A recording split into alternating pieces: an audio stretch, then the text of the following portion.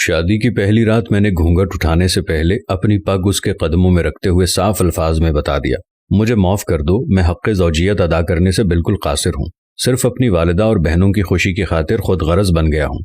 اس نے وہ پگ میرے سر پر رکھتے ہوئے کہا، آپ جیسے بھی ہیں میرا سہاگ ہیں، میرا نصیب ہیں، مجھے اب آپ کے ساتھ ہی رہنا ہے۔ اس دن کے بعد اس اللہ کی بندی نے میرے ساتھ 30 سال گزارے، میرے گھر والوں کی ہر بات برداشت کی، بانجھ ہونے کے تانے بھی سنے مگر میرا پردہ رکھا۔ قبرستان میں قدم رکھتے ہی ایک مہک نے استقبال کیا۔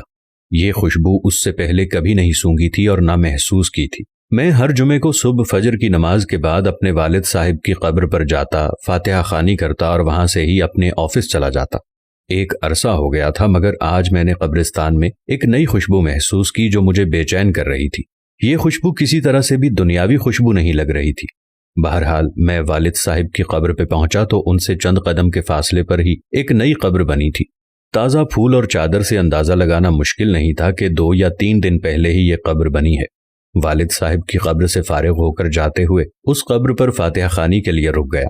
فاتحہ خوانی کے دوران محسوس کیا کہ خوشبو اس قبر سے ہی آ رہی ہے۔ کنفرم کرنے کے لیے قبر کی مٹی مٹھی میں بھری تو ایک دم ٹھٹک گیا۔ قبر کی مٹی ٹھنڈی تھی جیسے نم ہو، جبکہ مٹی بالکل خشک تھی اور کمال حد تک ٹھنڈی تھی۔ بہرحال مٹی کو وہیں قبر پر پھینک دیا اور ہاتھ جھاڑنے کے بعد چل پڑا۔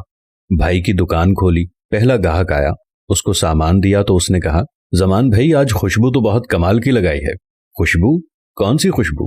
تو اس نے کہا، زمان بھائی خوشبو آپ لگاتے ہو اور پوچھتے ہم سے ہو کون سی خوشبو؟ بہت بھلے مانس آدمی ہو آپ۔ یہ کہتے ہوئے وہ چل پڑا۔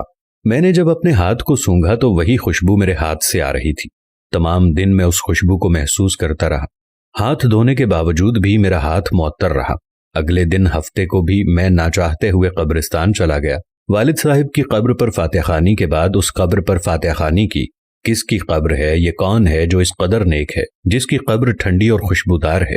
ایسا کون سا عمل کر دیا کہ اتنا بڑا انعام پا لیا؟ اس بات نے مجھے بے چین سا کر دیا۔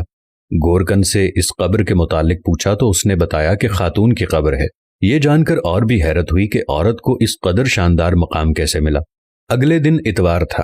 دیر تک سونے کی عادت ہونے کے باوجود صبح فجر کی نماز کے وقت اٹھ کھڑا ہوا اور قبرستان روانہ ہو گیا۔ قبرستان میں داخل ہوا تو کیا دیکھتا ہوں، اسی خاتون کی قبر پر ایک باریش آدمی قرآن خوانی کر رہا ہے۔ میں والد صاحب کی قبر پر فاتحہ خوانی کرنے لگا۔ فاتحہ خوانی کے بعد میں نے اس آدمی کی طرف دیکھا جو اب دعا مانگ رہا تھا۔ جیسے ہی وہ دعا سے فارغ ہوا تو باہر